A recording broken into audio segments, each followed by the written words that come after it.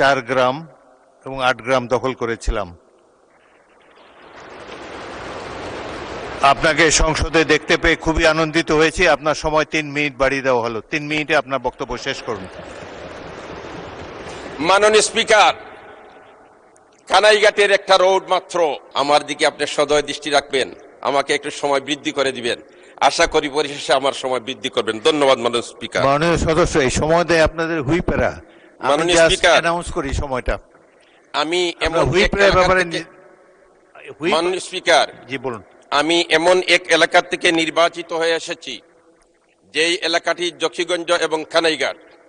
এই জকিগঞ্জ সর্বপ্রথম পাক হানাদার থেকে মুক্তি লাভ করে 21শে নভেম্বর, এবং ওই 21শে নভেম্বর বিকাল 4 ঘটিকার সময় শহীদ রাষ্ট্রপতি জিয়াউর রহমান সাহেব করিমগঞ্জ হয়ে এই জকিগঞ্জের কাস্টম দিয়ে জকিগঞ্জে প্রবেশ করেন, এবং জকিগঞ্জে প্রবেশ করার পরে এই জকিগঞ্জে মুক্তিযোদ্ধা যারা ছিলেন ইনাদের একজনের মাধ্যমে ওনাকে শালটিকর পর্যন্ত পৌঁছে দেওয়া হয়।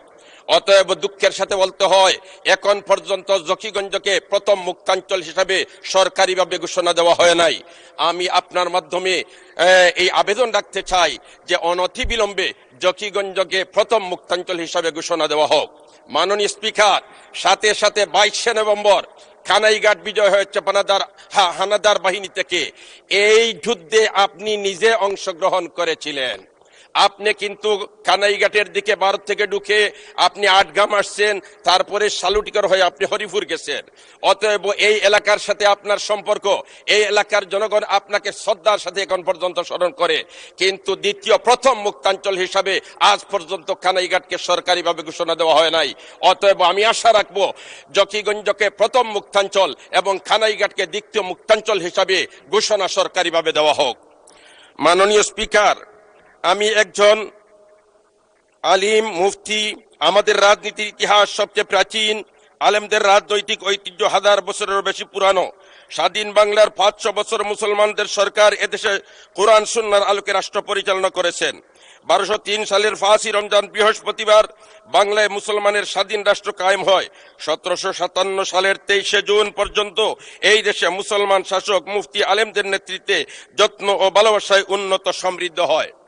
মাননীয় স্পিকার, ব্রিটিশ উপনিবেশ কায়েমের পর সর্বপ্রথম আলেমদের নেতা মৌলানা শাহ আব্দুল আজিজ মুহাদ্দিসে দেহলভী রহমতুল্লাহি তাআলা আলাইহি ইংরেজের বিরুদ্ধে প্রথম বিদ্রোহ ঘোষণা করে ফতোয়া প্রদান করেন।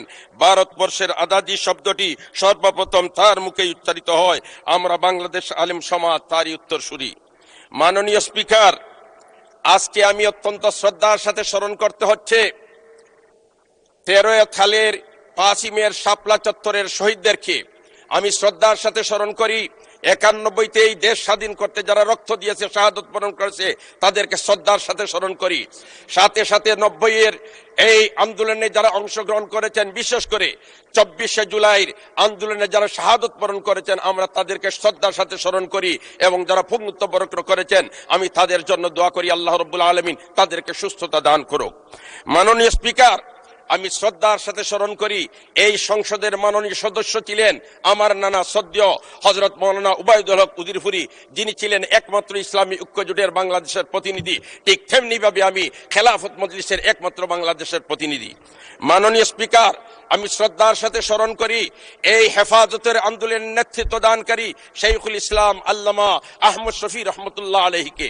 আমি শ্রদ্ধার সাথে স্মরণ করি মজলুম আলিমে দ্বীন হযরত মাওলানা জুনায়েদ বাবুনগরী রহমতুল্লাহ আলাইহি সহ এই দেশের জন্য, এই মিল্লতের জন্য, এই সমাজের জন্য যারা আত্মত্যাগ করেছেন, আমি তাদেরকে শ্রদ্ধার সাথে স্মরণ করি। মাননীয় স্পিকার, আমার নির্বাচনী এলাকা জকিগঞ্জ কানাইঘাট। আমি এই জকিগঞ্জ কানাইঘাটের একজন প্রতিনিধি। আমার জকিগঞ্জ কানাইঘাট সর্বক্ষেত্রে অবহেলিত। জেলা সদর থেকে জকিগঞ্জের দূরত্ব প্রায় 100 কিলোমিটার, 90 কিলোমিটারের ঊর্ধ্বে। এমত অবস্থায় যোগাযোগ ব্যবস্থা আছে একটা, আর আরেকটা যোগাযোগ ব্যবস্থা আছে সংক্ষেপে বাইপাস রোড, যেটা শেওলা জকিগঞ্জ রোড, মাত্র 22 কিলোমিটার রাস্তা। যদি 22 কিলোমিটার রাস্তা হয়ে যায় তাহলে সদরের সাথে যোগাযোগ আমাদের সহজ হয়ে যায়। কিন্তু আজ প্রায় 11 বছর যাবত এই শেওলা জকিগঞ্জ রাস্তা যোগাযোগের বিলকুল অনুপযোগী, গাড়ি চলার কোনো শক্তি নেই, কোনো সুযোগ নেই। মাননীয় স্পিকার, যদি এই রাস্তাকে মেরামত করা হয় তাহলে শুধুমাত্র মানুষের সুবিধা হবে এরকম না, ইন্ডিয়া থেকে কাস্টমের মাধ্যমে যে সমস্ত মাল আসে এইগুলা কিন্তু এই রোড দিয়ে সহজে শহর পর্যন্ত পৌঁছতে পারে। এই রাস্তা ভাঙ্গা থাকার কারণে এই সমস্ত সুযোগ থেকে আমরা বঞ্চিত আছি। মাননীয় স্পিকার, ঠিক তেমনি ভাবে মাননীয় সদস্য, আপনি বীর মুক্তিযোদ্ধা Z force commander major Ziaur রহমানের বীরত্বের স্মৃতি বিজড়িত জকিগঞ্জ কানাইঘাটের জনপ্রতিনিধি। 22শে নভেম্বর তারিখে জেড ফোর্সের একজন তরুণ সেনা অধিনায়ক হিসাবে আমি আপনার এলাকার 4 গ্রাম এবং 8 গ্রাম দখল করেছিলাম। আপনাকে সংসদে দেখতে পেয়ে খুবই আনন্দিত হয়েছি। আপনার সময় 3 মিনিট বাড়িয়ে দেওয়া হলো। 3 মিনিটে আপনার বক্তব্য শেষ করুন। মাননীয় স্পিকার, কানাইঘাটের একটা রোড মাত্র, যেটা হচ্ছে গাজী বুরহানুদ্দিন রোড, চলাচলের বিলকুল অনুপযোগী। আমি চাই জরুরি ভিত্তিতে এই রাস্তা মেরামত করে চলাচলের উপযোগী করে দেওয়া হোক। ঠিক তেমনি ভাবে নদী ভাঙ্গন, আমরা জানি বাংলাদেশ নদীমাতৃক দেশ, নদীর এই ফার ভাঙ্গে সেই ফার গড়ে, এটা নদীর খেলা। কিন্তু আমার জকিগঞ্জ কানাইঘাটের বেলায় খেলা নয়, বাংলাদেশের মানচিত্র সংকুচিত হয়ে আসছে। আমরা দেখতে পাচ্ছি আমাদের চোখের সামনে বাংলাদেশের মানচিত্র, যেমন জকিগঞ্জ কুশিয়ারা নদীর একটা সাইট আছে বুইয়ারমুড়া, ওই এলাকায় প্রায় 5 কিলোমিটার জায়গা ভারতে চলে গেছে। এমত অবস্থায় আমরা সাংবিধানিক দায়িত্ব এই দেশের প্রতিটি মানচিত্র রক্ষা করা। আমাদের চোখের সামনে নদী ভাঙ্গনের কারণে বাংলাদেশের মানচিত্র ছোট হয়ে আসছে। এজন্য জরুরি ভিত্তিতে মানচিত্র রক্ষা করার জন্য এই নদীতে ব্লক ফেলে স্থায়ীভাবে ভাঙ্গন প্রতিরোধের ব্যবস্থা করা হোক। মাননীয় স্পিকার, মাননীয় স্পিকার, আমরা যদি শিক্ষার দিকে তাকাই তাহলে অনেক আমরা পিছনে। আমরা জানি আজকের ছেলেরা, আজকের মেয়েরা, আজকের শিশুরা আগামী দিনের ভবিষ্যৎ। স্কুলে সাবজেক্ট আছে কিন্তু ওই সাবজেক্টের কোনো শিক্ষক নেই। শিক্ষক না থাকার কারণে এই সাবজেক্টের অভিজ্ঞতা ছাত্র অর্জন করতে পারছে না। এজন্য আমি দেখতেছি এইভাবে যদি চলতে থাকে তাহলে আগামী আমাদের জন্য অন্ধকার হয়ে আসছে। এজন্য শিক্ষা প্রতিষ্ঠানে যে সমস্ত শূন্য পদ আছে, জরুরি ভিত্তিতে এই শূন্য পদগুলা পূরণ করার জন্য সবিনয় অনুরোধ জানাচ্ছি। মাননীয় স্পিকার, স্বাস্থ্য খাতে আমার জকিগঞ্জে একটা হসপিটাল আছে, কানাইঘাটে একটা হসপিটাল আছে। জেলা সদর থেকে 100 কিলোমিটার দূরে, অপরদিকে রাস্তার অবস্থা ভঙ্গুর। এই হসপিটালে পর্যাপ্ত ডাক্তার নেই। মাননীয় স্পিকার, আমি যদি হসপিটালের অবস্থা তুলে ধরি তাহলে ডাক্তার সংকট। 42টি পদ ডাক্তারের, কিন্তু 9 জন পদায়ন আছে। এই 9 জনের মধ্যে থেকে 6 জন সাহিত্য কমপ্লেক্সে কর্মরত, পদায়িত 3 জন বিশেষজ্ঞ চিকিৎসক অন্যত্র সংযুতিতে কর্মরত আছেন।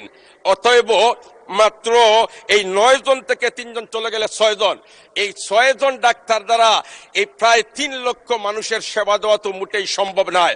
এজন্য জরুরি ভিত্তিতে কানাইঘাট এবং জকিগঞ্জে যে সমস্ত ডাক্তাররা পদায়িত আছেন তাদেরকে এই নির্ধারিত স্থানে তাদেরকে দেওয়া হোক এবং আরো ডাক্তার দিয়ে কানাইঘাট জকিগঞ্জ মানুষের সেবা করার আপনি সুযোগ করে দেওয়ার জন্য আপনার মাধ্যমে সদয় আহ্বান জানাচ্ছি। ঠিক তেমনি ভাবে আমরা যদি দেখি তাহলে দেখতে পাই পদায়িত 3 জন বিশেষজ্ঞ চিকিৎসক নামের তালিকাও আছে। মাননীয় স্পিকার, বলতে গেলে অ্যাম্বুলেন্স যেগুলো আছে, অ্যাম্বুলেন্স গুলাও দুর্বল। এমত অবস্থায় অ্যাম্বুলেন্সের ব্যবস্থা করা হোক। যে অ্যাম্বুলেন্স আছে ওইটা দিয়ে যদি জকিগঞ্জ থেকে সিলেট রুগী নিয়ে যাওয়া।